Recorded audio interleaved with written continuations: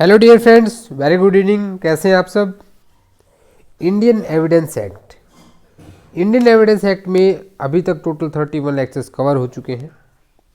आज हम जिस टॉपिक की बात करेंगे, देखिए अभी तक आप डॉक्यूमेंट्री एविडेंस दे रहे थे कि इंडियन एविडेंस एक्ट में डॉक्यूमेंट्री एविडेंस के क्या प्रोविजन दिए गए।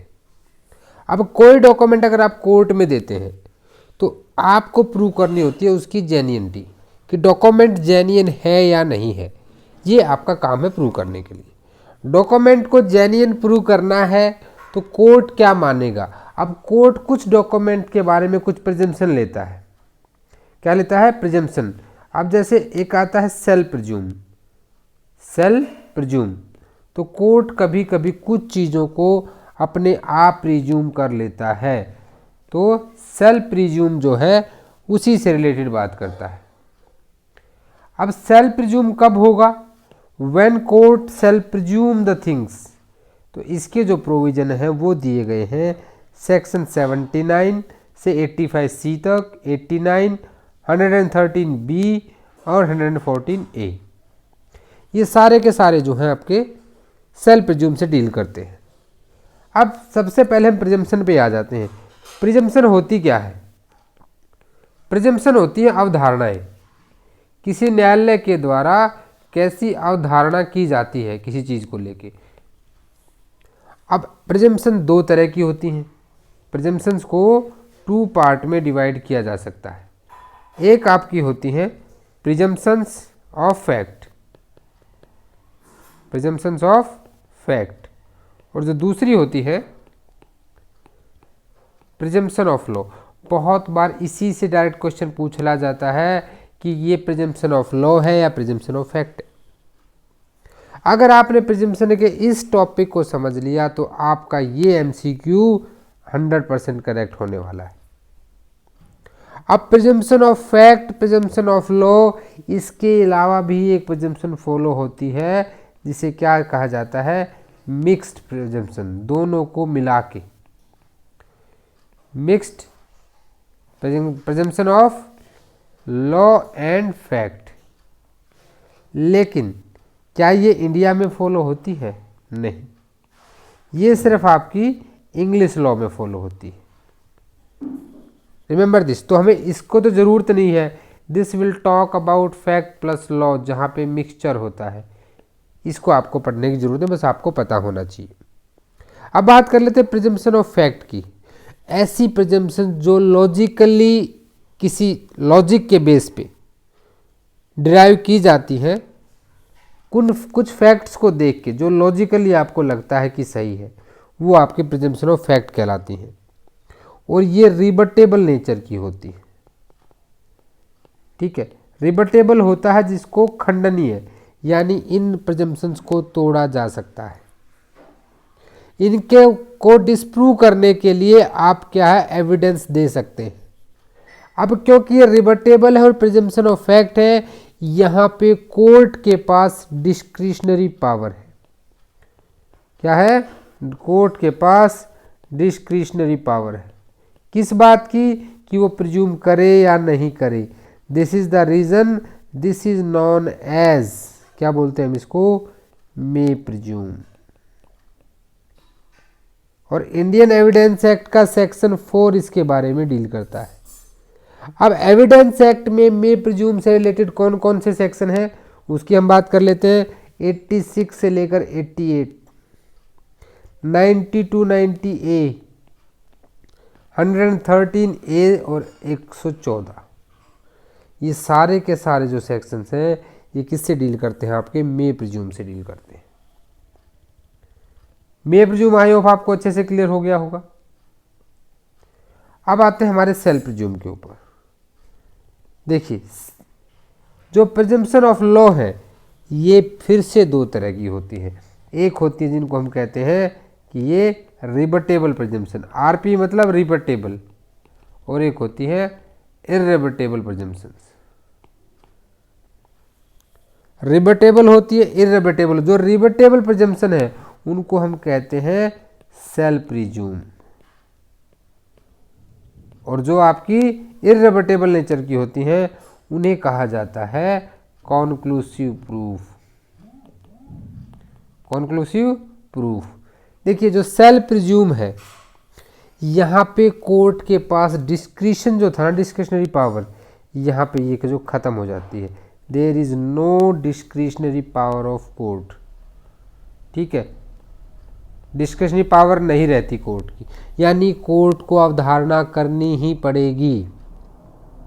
बट क्योंकि ये रिबटेबल नेचर की हैं, रिबटेबल है, तो adverse party can disprove it by giving the evidence. Adverse party क्या कर सकती है, इसे डिस्प्रूव कर सकती है। और कौन कौन से प्रोविजन इंडियन एविडेंस एक्ट में इससे रिलेटेड दिए गए हैं, जब आप 79 से शुरू हो जाता है 85C तक। 89 इसी से डील करता है, 113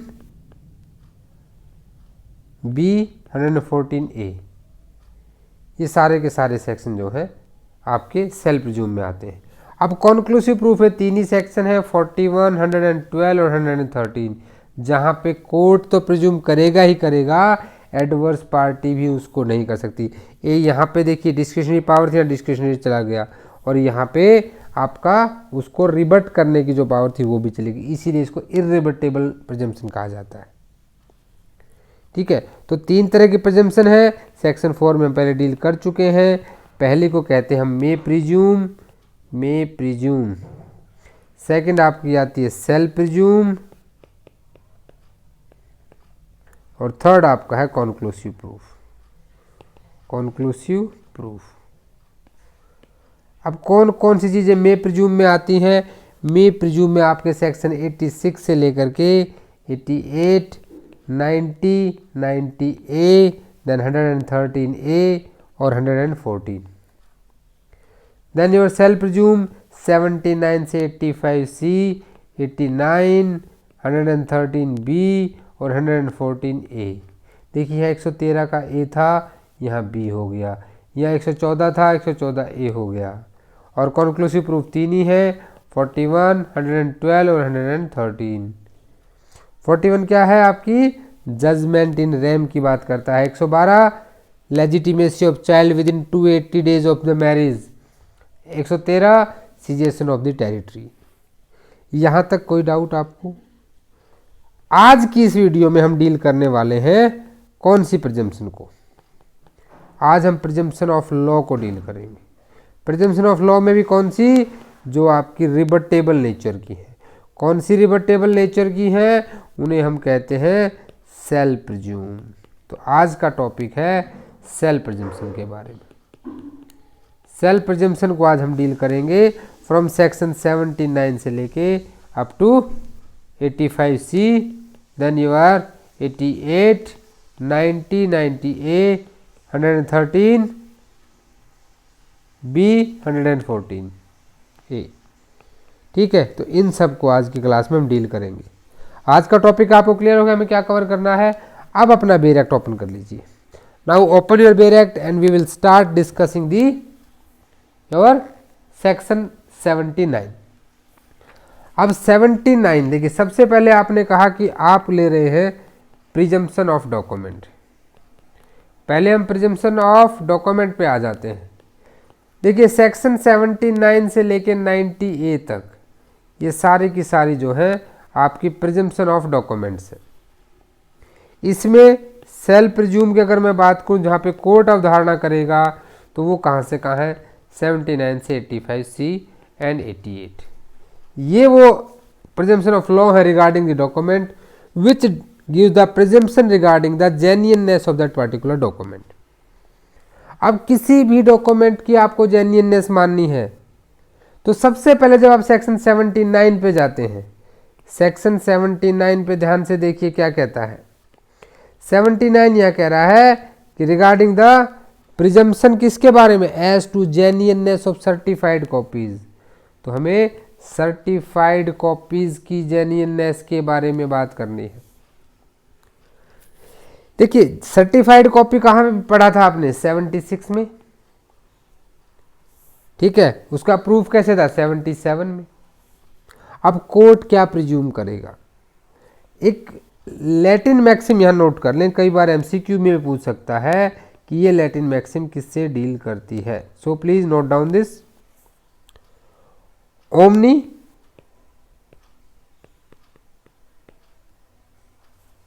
प्रिज्यूमंतर,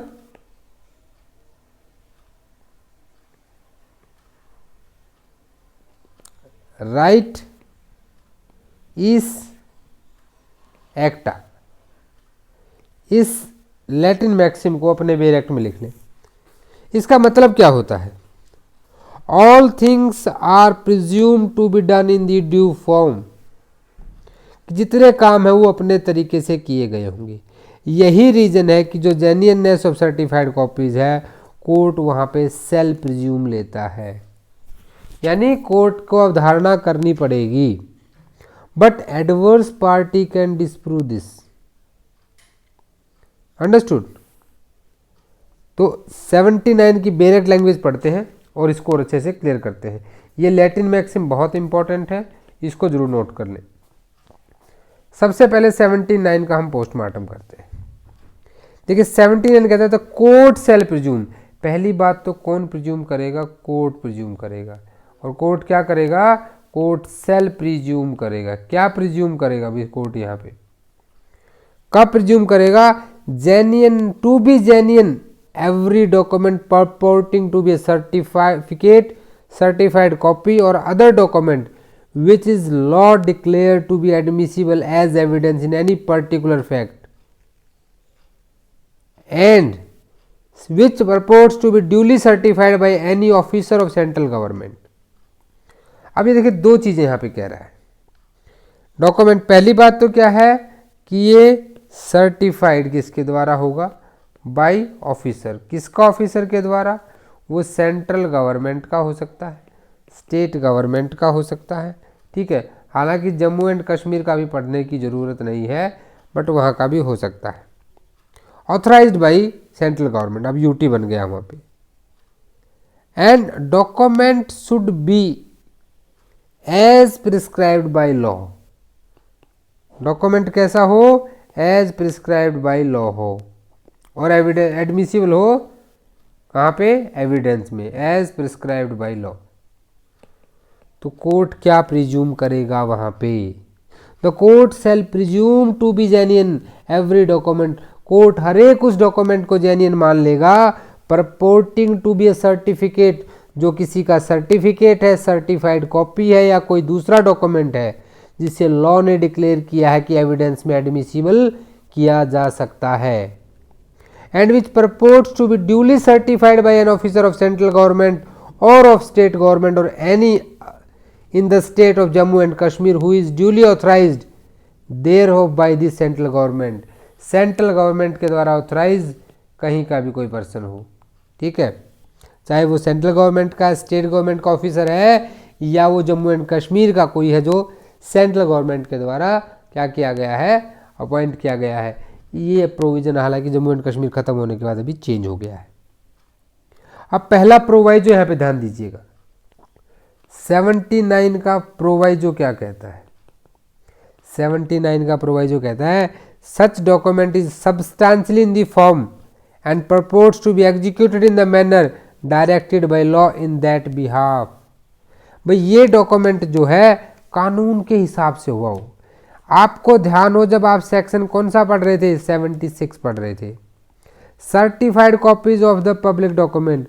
वहाँ बताया गया है कि कौन सर्टिफाइड करेगा, कैसे सर्टिफाइड करेगा, नीचे फुट पे नोट लिखा जाएगा, यानी कि वो कॉपी क्या होनी चाहिए? As the manner directed by law. For example section 76, the court shall also presume that any officer by whom any such document purports to be signed or certified held when signed it the official character which claims to be such paper।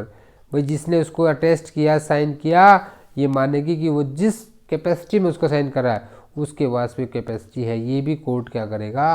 Presume करेगा। दो चीज़ों की presumption है, पहली public officer को लेकर है, दूसरी जेन्युइननेस ऑफ डॉक्यूमेंट को लेकर है। अंडरस्टूड? अब यहां पे ऑफिसर ऑफ सेंट्रल और स्टेट गवर्नमेंट, इसको क्या है, कोर्ट ये मान लेगा कि भाई प्रिज्यूम करेगा, ये भी सेल प्रिज्यूम है, court the court shall also presume. Last में आप पढ़ते हैं कि जिस भी ऑफिसर ने उस डॉक्यूमेंट को साइन किया है भाई वो उसको ऐसा टाइटल मिला हुआ था, ठीक है, उसका वो ऑफिशियल कैरेक्टर था, ऑफिशियल कैरेक्टर। तो आई होप 79 आपको क्लियर हो गया होगा। 79 कह रहा है कि जो सर्टिफाइड कॉपीज है उन्हें कोर्ट जेन्युइन मान लेगा, बिकॉज ओमनी प्रिज्यूम अंडर राइट इसी एक्टा, ठीक है, all things are presumed to be done in the due form. अभी चलते हैं सेक्शन 80 के ऊपर। सेक्शन 80 सबसे पहले लिख लीजिए यहाँ पे, रीड विद सेक्शन 89। 80 को हमेशा 89 के साथ पढ़ना है। अभी एक बार डायरेक्ट से हम चीज़ों को पढ़ेंगे तो चीज़ें ज़्यादा क्लियर हो जाएंगी। देखिए सेक्शन 80 के पास मैंने आपको पहले ही कह दिया, जब भी सेक्शन 80 को पढ़ना है तो 80 के पास आप लिख लीजिए रीड विद 89। सेक्शन 89 इकलौता सेक्शन है जो इस सीरीज से बाहर जाके, अदरवाइज 79 से 85 सी तक जो है आपके सेल्फ प्रिज्यूम है।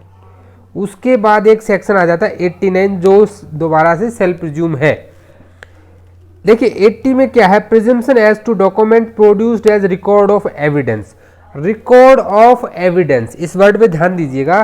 देखिए जब भी कोई व्यक्ति, किसी को भी अगर कोर्ट ने बुलाया और कोर्ट के सामने उसने कोई स्टेटमेंट दिया, अपनी टेस्टिमनी दी एक विटनेस ने, चाहे उसका वो कन्फेशन हो सकता है, एडमिशन हो सकता है, कोई भी टेस्टिमनी जो उसने कोर्ट के सामने दी है, तो दैट बिकम्स रिलीवेंट।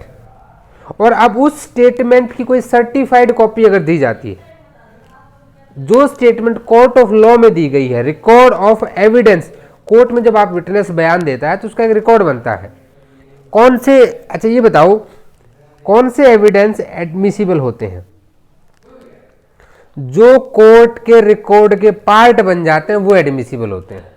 इस एंगल से इस बात को समझिए, यानी कि जज साहब ने 136 में जिस एविडेंस को एडमिट कर लिया, that will become the part of the record, और उसी को कहते हैं record of evidence. whenever any document is produced before any court purporting to be record or memorandum of evidence or of any part of the evidence given by a witness in a judicial proceeding। कहाँ पे? Judicial proceeding. अच्छा judicial proceeding define कहाँ है? जब आप CRPC पढ़ते हैं तो 2 के सेक्शन I में, जहाँ पे लीगली एविडेंस लिया जा सकता है। Before any officer authorized by law to take such evidence or be a statement or confession by any prisoner accused person taken in accordance with the law purporting to be signed by, क्या बात दिखाया गया कि वो जज या magistrate के द्वारा साइन है या उस ऑफिसर के द्वारा साइन है, जैसे कमिश्नर अगर एविडेंस ले रहा है उसके द्वारा साइन है, तो कोर्ट वहां पे क्या करेगा? कोर्ट प्रिज्यूम करेगा, सेल्फ प्रिज्यूम अवधारणा करेगा। क्या अवधारणा करेगा? कि वो डॉक्यूमेंट जेन्युइन है। क्योंकि देखिए 79 से 90 तक सब डॉक्यूमेंट की जेन्युइननेस को लेके प्रिजम्पशन है, चाहे वो सेल्फ प्रिज्यूम है चाहे may presume. Any statement as to the circumstances under it was taken purporting to be made by the person signing it are true and that such evidence statement or confession was duly taken। और ये मानेगा अगर कोई भी, मान लीजिए magistrate ने किसी की स्टेटमेंट ले ली, 164 के बयान लिख लिए मैजिस्ट्रेट साहब ने, अब ये बयान कोर्ट ये मानेगा कि जो वहाँ पे प्रोसीजर दिया गया CRPC में, भाई वहाँ पे मैजिस्ट्रेट साहब नीचे फुट लिखेंगे, फुट में अपना लिखेंगे कि मैंने इंडिविजुअल को वार्न किया, सब वो पूरे तरीके से लिया गया है, जैसे लिया जाना चाहिए था वैसे लिया गया है और ये जेन्युइन है। कोर्ट ऐसी अवधारणा करेगा। अब ये एडवर्स पार्टी के ऊपर है कि वो क्या करे कि नहीं जनाब इसमें तो कुछ कमियां हैं, ये प्रूव कर सकता है क्योंकि ये रिबटेबल नेचर का है। समझे इस चीज को? क्या है? रिबटेबल नेचर का है। अब 80 को पढ़ना है 89 के साथ। कभी भी जो सेक्शन एक साथ पढ़े जाने हैं वही एक साथ पढ़े जाने चाहिए, ठीक है। तो अभी 80 के साथ 89 को पढ़ेंगे, थोड़ा सा बैक में आगे चलते हैं। अभी 89 को देखिए, अगर आपने 80 को पढ़ा है तो 89 के पास भी लिख लीजिए रीड विद 80, ठीक है, रीड विद सेक्शन 80।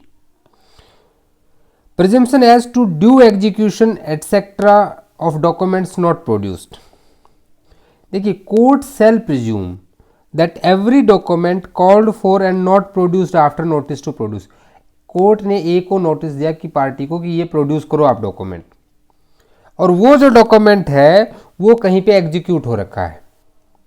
कोर्ट ने किसी डॉक्यूमेंट को आपसे मंगवाया और आपने वो डॉक्यूमेंट नहीं दिया, तो कोर्ट वहां पे ये प्रिज्यूम करेगा कि जो भी डॉक्यूमेंट है वो क्या है, duly signed, stamp and attested है।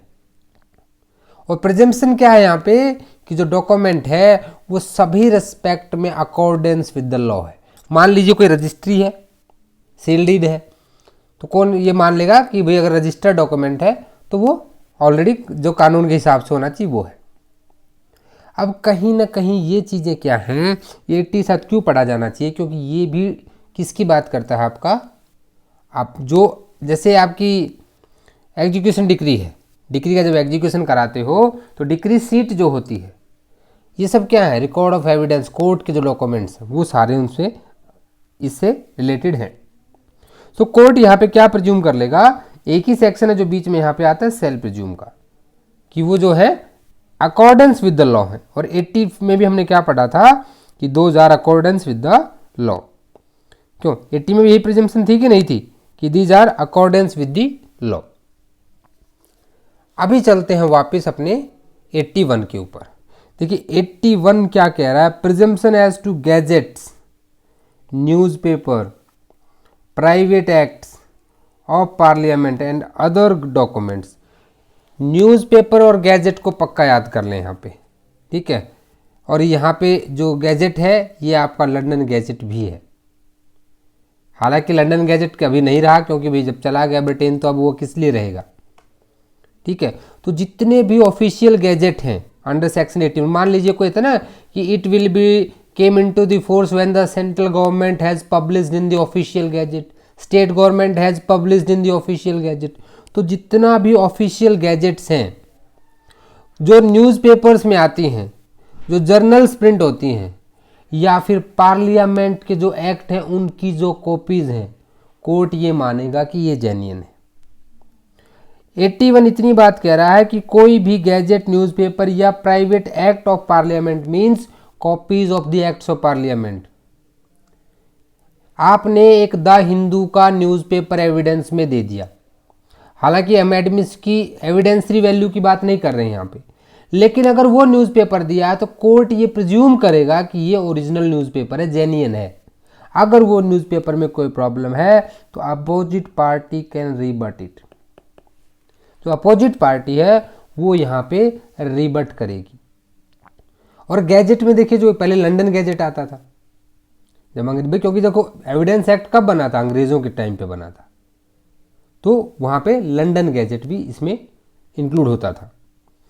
कोई भी डॉक्यूमेंट जो लंदन गैजेट में हो, ऑफिशियल गैजेट में हो, गवर्नमेंट गैजेट में हो, ठीक है, चाहे वो किसी कॉलोनी का, कॉलोनी वर्ड क्यों यूज हुआ है, क्योंकि उस वक्त तो ब्रिटेन की बहुत सारी कॉलोनीज थी, ठीक है। जो ब्रिटिश क्राउन के अंडर में जितनी कॉलोनीज थी वहां सभी का वो क्या हो जाएगा, यहाँ पे उसको प्रिज्यूम कर लेगा कोर्ट, जेन्युइन है।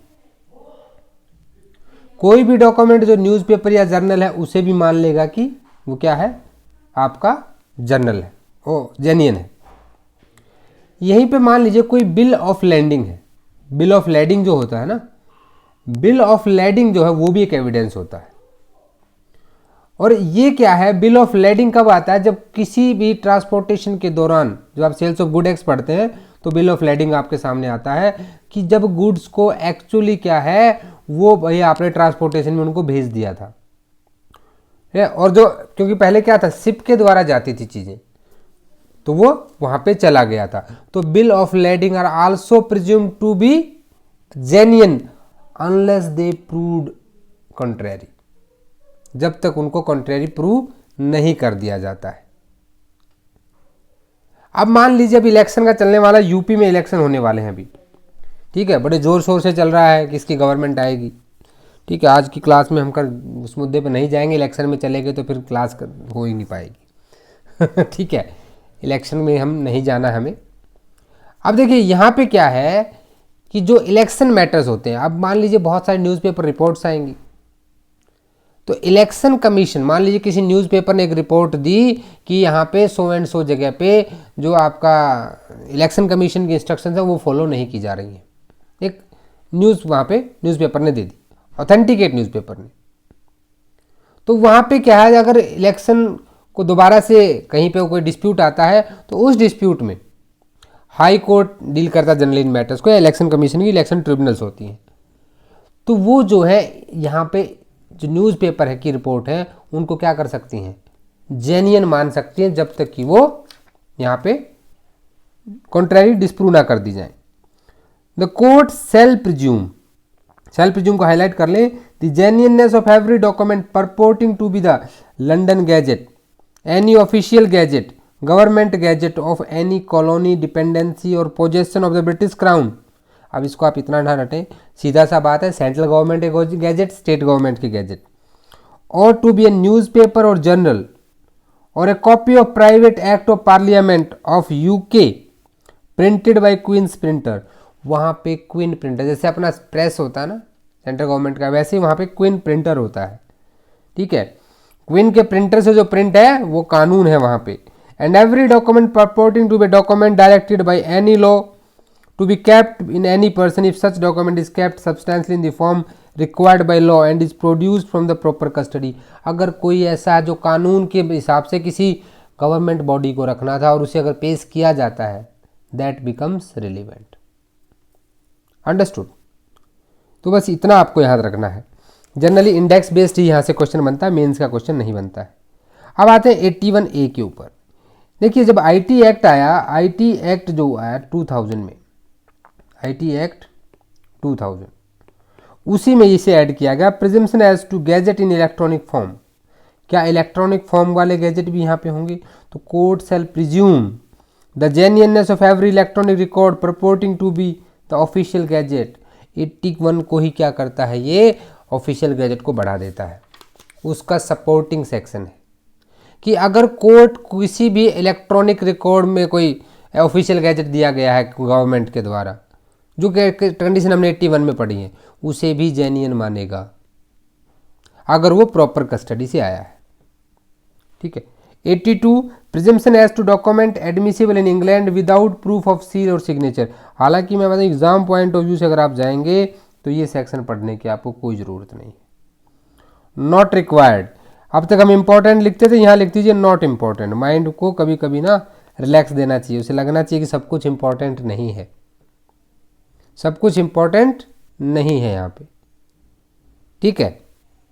आपको ध्यान हो, हमने एक सेक्शन पढ़ा था, सेक्शन 57 में हमने एक वहाँ पे बात की थी, एक ट्रिक की भी बात की थी। टोटल 13 पॉइंट्स वहाँ पे दे रखे हैं। Judicially noticeable points, judicially noticeable क्या क्या होना चाहिए, ये आपका सेक्शन 57 में बताया गया है। एक तरह से वैसी ही बात ही कह रहा है। कोई भी डॉक्यूमेंट जो कोर्ट के सामने प्रोड्यूस होता है, अगर वो डॉक्यूमेंट क्या बोला जाता है कि जो इंग्लैंड और आयरलैंड के कानून है उनके हिसाब से वो डॉक्यूमेंट है, तो उसे हम जेन्युइन मान लेंगे। बस इतना याद रखें, एक बार पढ़ लीजिए, बहुत ज़्यादा इंपॉर्टेंट नहीं है आपके लिए। 83 फिर आपके साथ आ जाता है। 83 के पास सबसे पहले अपना रीड विद लिखेंगे हम। रीड विद विच सेक्शन, कौन से सेक्शन के साथ इसको हमें रीड करना है? We have to read with section 36, जहां हम अपना बीपी मैनेज कर रहे थे। 34, 35, 36, M stands for what? Maps. BP manage as low as possible, यही पढ़ रहे थे ना वहां पे। 34, 35, 36, 37, 38, रिमेंबर इट। तो maps plans made by the authority of government, अगर कोर्ट के सामने कोई मैप या प्लान दिया जाता है जो सेंट्रल गवर्नमेंट के अथॉरिटी के अंडर या स्टेट गवर्नमेंट के अथॉरिटी में बना है, तो ये माना जाएगा कि वो एक्यूरेट है, ठीक है। But plans made for the purposes of any cause must be proved, लेकिन अगर किसी स्पेशल पर्पज के लिए कोई मैप बनाया गया तो उसे प्रूव करना पड़ेगा कि वो सही है, ये प्रूव करना पड़ेगा। अदरवाइज कोर्ट विल प्रिज्यूम कोई भी मैप या प्लान जो कि अथॉरिटी ऑफ सेंट्रल और स्टेट गवर्नमेंट के द्वारा बनाया गया है, उसे एक्यूरेट प्रिज्यूम किया जाता है, ठीक है। लेकिन किसी पर्पज के लिए, किस पर्पज ऑफ एनी कॉज, तो उसे एक्यूरेट प्रूव करना पड़ेगा, ठीक है। और ऑनस किसके ऊपर रहेगा? वही जो चाहता है कि कोर्ट उस मैप या प्लान पे क्या करे, भरोसा करे, मान ले उसको, तो ऑनस ऑफ प्रूफ उसके ऊपर यहां पे रहेगा। Understood.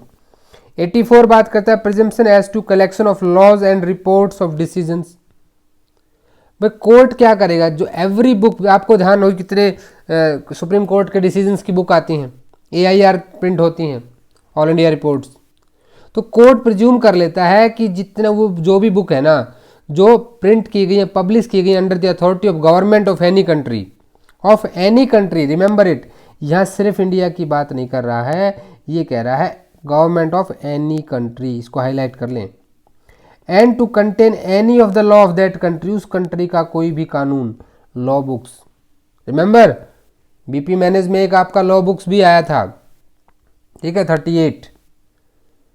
And every book purporting to contain report of decision of court of such country, उसके देश के कानून के जो न्यायालय के जो फैसले हैं वो वहाँ पे प्रिंट किए गए हैं, ठीक है। तो इसको आपको याद रखना है।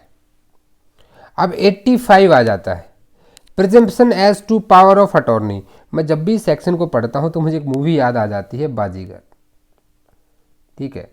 हालांकि मैं शाहरुख खान का कोई फ़ैन नहीं हूँ, लेकिन बाजीगर मूवी में बहुत छोटा था, मैंने देखी थी।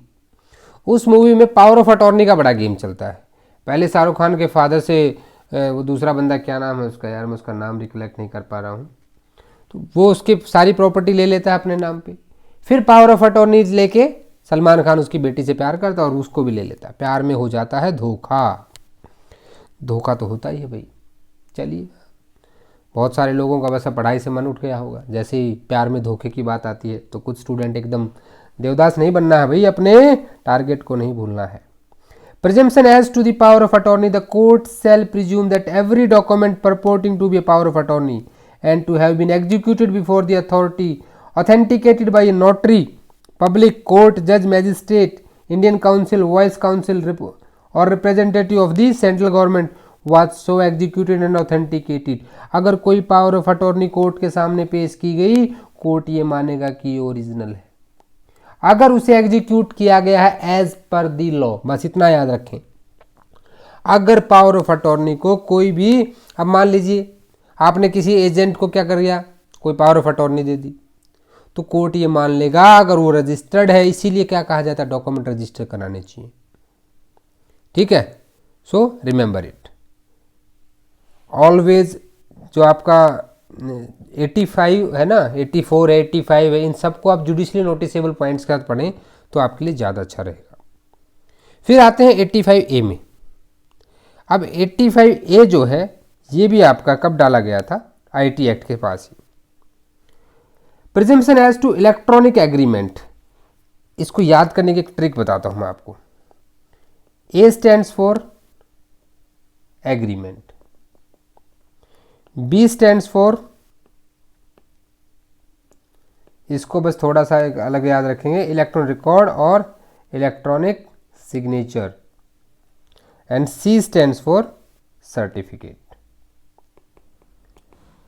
85A B C 3 सेक्शन है, तीनों सेक्शन में 3 चीज़ों की बात की गई, इलेक्ट्रॉनिक एग्रीमेंट की, इलेक्ट्रॉनिक रिकॉर्ड, इलेक्ट्रॉनिक सिग्नेचर और आपके electronic signature certificate.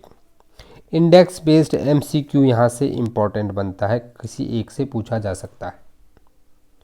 Court shall presume that every electronic record purporting to be an agreement containing electronic signature of the parties was concluded by affixing the electronic signature of the party। यहाँ पे जो electronic signature word add हुआ ना, ये आपका 2008 में add हुआ है, ठीक है।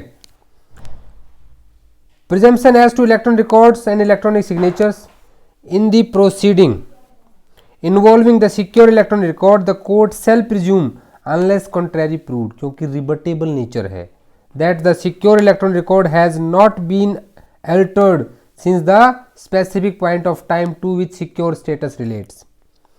इन any proceeding involving secure digital signature, court shall presume unless contrary proved, जब तक गलत साबित नहीं किया जाता कि वो जो सिक्योर इलेक्ट्रॉनिक सिग्नेचर है वही अफिक्स किए गए हैं सब्सक्राइबर के द्वारा with in the intention of signing and approving the electronic record. आपने देखा होगा आप आजकल ना कवर फॉक्स से, पॉलिसी बाजार से अपनी पॉलिसी करवाते हैं, आपकी पॉलिसी तुरंत जनरेट हो जाती है और उसके नीचे आ जाते हैं सिग्नेचर। अब आप वो सर्टिफिकेट लेके, वो डॉक्यूमेंट लेके कोर्ट में जाते हैं, क्या बताइए वो क्या है, डॉक्यूमेंट्री एविडेंस है, बट वो इलेक्ट्रॉनिक रिकॉर्ड है। तो कोर्ट ये मानेगा कि यहाँ पे जो साइन किए गए हैं वो इसी इंटेंशन से किए गए हैं कि मैं इस बंदे को क्या दे रहा हूँ, एक पॉलिसी हमारी कंपनी की तरफ से दी जा रही है, उसके टर्म्स को मैं अलाउ करता हूँ। Understood. Except in the case of secure electronic record or secure electronic signature nothing in this section shall create any presumption. यानी कि ये सेक्शन बिल्कुल क्या कर दिया गया है कि secure electronic record or secure electronic signature तक ही रिलेटेड है 85B। और 85C कहता है court shall presume unless contrary prove that the information listed in, जो इलेक्ट्रॉनिक सिग्नेचर सर्टिफिकेट होता है, हर एक इलेक्ट्रॉनिक ई साइन का एक सर्टिफिकेट होता है, ठीक है, इसको DSC बोला जाता है, डिजिटल साइन सर्टिफिकेट। कोर्ट ये मान लेगा कि वो करेक्ट है, except for the information specified as subscriber information has not been verified if the certificate was accepted by the subscriber. Electronic record और इलेक्ट्रॉनिक सिग्नेचर की बात कर रहा है, ठीक है। तो कोर्ट यहाँ पे प्रिज्यूम कर लेता है कि जो भी इंफॉर्मेशन डिजिटल सिग्नेचर सर्टिफिकेट में दी गई है और वो करेक्ट है, अगर उस सर्टिफिकेट को सब्सक्राइबर ने एक्सेप्ट कर लिया है तो। अंडरस्टूड। तो यहां तक हमारा जो सेल्फ प्रिज्यूम है वो खत्म हो जाता है, सेल्फ प्रिज्यूम जो है खत्म हो जाता है। 79 से 85C एंड 89 ये बात करते हैं डॉक्यूमेंट की जेन्युइननेस से रिलेटेड। हमारे दो सेक्शन और यहाँ पे हैं, 113A एंड 114। इन दोनों सेक्शनों को हम अलग से डिस्कस करेंगे, क्योंकि यहाँ डिस्कस करेंगे तो आपको लिए 114 जो है ना, सेक्शन 114 में आपको बता देता हूँ, उस पर पूरी एक क्लास रिक्वायर्ड है, उसको बिल्कुल लास्ट में लेंगे। जो चीज़ें देखिए अपने बेरेक्ट में नोट करके रखें, और मुझे पूरा अच्छे से ध्यान है कि उसको कराना है, तो उसको लास्ट के लेक्चर में हम कवर करेंगे, क्योंकि अगर मैं कराऊंगा तो चीज़ें उसमें स्किप हो जाएंगी। So thanks for watching this video. आज आपने सेल्फ प्रिज्यूम में 79 से 85C तक और आपका 89 इसको कवर कर लिया है। आई होप आपको चीज़ें अच्छे से समझ में आई होंगी। अगर आपको सच में अच्छे लगे हैं वीडियो तो इसको चैनल को लाइक कर दें, सब्सक्राइब तो आपने पूरा कर लिया होगा, मुझे पूरा विश्वास है। अगर आपके कोई भी सजेशंस एडवाइस हैं, आप कहीं भी मुझे करेक्ट करना चाहते हैं, आपको लीगल एडवाइस लेनी है, तो you are free to mail me at mklegalshiksha@gmail.com। और साथ ही साथ ना आप टेलीग्राम ग्रुप को ज्वाइन कर लें, जहाँ पे आपको सारे वीडियोज़ की इन्फॉर्मेशन मिलती है। वीडियो को लाइक कर दिया, शेयर भी कर दें और कमेंट करना तो बिल्कुल ना भूलें। So see you guys tomorrow at the same time same channel with the evidence act का एक नए लेक्चर के साथ। मे प्रिज्यूम कल हम उस पर डिस्कशन करेंगे, और फिर अपना कॉन्क्लूसिव प्रूफ हम ऑलरेडी कर चुके हैं, देन हम एम्बिग्यूटी बचा है हमारा, और फिर हमारा एविडेंस एक्ट कंप्लीट हो जाएगा। तो कल तक के लिए जय हिंद, जय भारत।